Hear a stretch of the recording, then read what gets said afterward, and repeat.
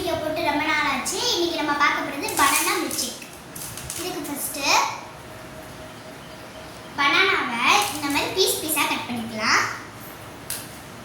இது இப்போ நம்ம உள்ள போட்டுக்கலாம். இதோட கொஞ்சம் நம்ம சுகர் ஆட் பண்ணிக்கலாம். இதோட கொஞ்சம் நம்ம மில்க் ஆட் பண்ணிக்கலாம்.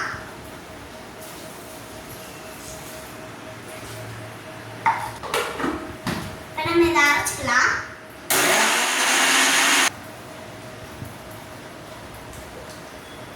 இதோட கொஞ்சம் நான் ஐஸ்கிரீம் சேர்த்துருக்கேன். நீங்க இந்த மாதிரி கடையில வாங்காதீங்க. நான் ஒரு அவசரத்துக்கு தான் வாங்கியிருக்கேன். நீங்க இந்த மாதிரி கடையில வாங்குறது தவிருங்க. நான் நெக்ஸ்ட் வீடியோல எப்படி ஐஸ்கிரீம் செய்யறது நான் போடுறேன். இப்போ அரைச்சதை நம்ம இதில் ஊற்றிக்கலாம்.